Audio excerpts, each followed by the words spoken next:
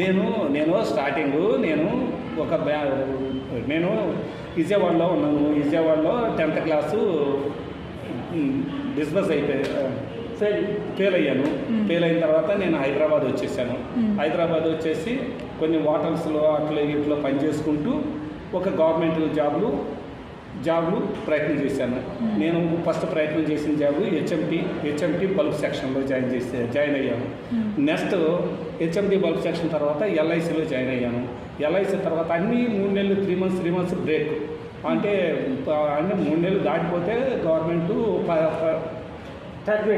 Permanent చేయాల్సి వస్తుందని 90 days work చేసుకుంటూ వస్తున్నాను. HMT, LIC, assembly, secretariat, AG ఆఫీస్లో 3 సంవత్సరాలు జాబ్ చేసి 81లో మ్యారేజ్ చేసుకున్నా.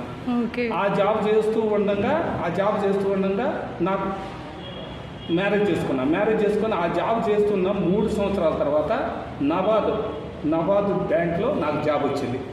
NABARD national bank for agriculture rural డెవలప్మెంట్లో నాకు బ్యాంక్ ఉద్యోగం వచ్చింది. 1986లో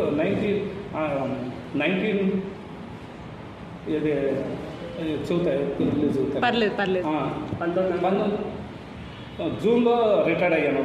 19 జూన్లో రిటైర్డ్ అయ్యాను. రిటైర్డ్ అయినప్పటికీ నా జీతం రిటైర్డ్ అవ్వబోయేటప్పుడు నాకు బ్యాంకులో జీతం 90,000 శాలరీ. 90,000 తర్వాత నాకు జూలై నుంచి పెన్షన్ 27,000 స్టార్ట్ అయింది. 27,000 స్టార్ట్ అయ్యి ఇప్పుడు 66 సంవత్సరాలు నా ఏజీ. ఇప్పుడు నాకు 42,200 పెన్షన్ వస్తుంది గవర్నమెంట్. తర్వాత నాకు ఎవరో ఒక అతను ఈ వెస్టీజ్లో బిజినెస్ చేసే ఆయన వాచ్మెన్. ఆ వాచ్మెన్ నన్ను తీసుకెళ్ళి ఒక మీటింగ్ తీసుకెళ్ళాడు.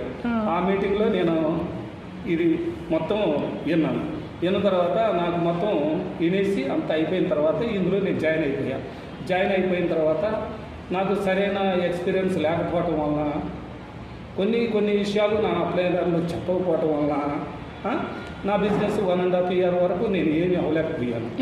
కానీ 2,200, 300, 400 వస్తున్నాయి.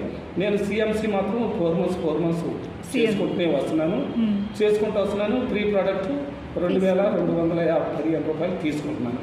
అట్లా చేసుకుంటూ వచ్చాను. మన డబల్ పీ ఆఫర్ వచ్చినప్పుడు నేను సిల్వర్ డైరెక్టర్ అయ్యాను. ఇక తర్వాత నుంచి నేను ఈ బిజినెస్ ఎలా చేయాలనేది నాకు బాగా ఎక్స్పీరియన్స్ వచ్చేసింది.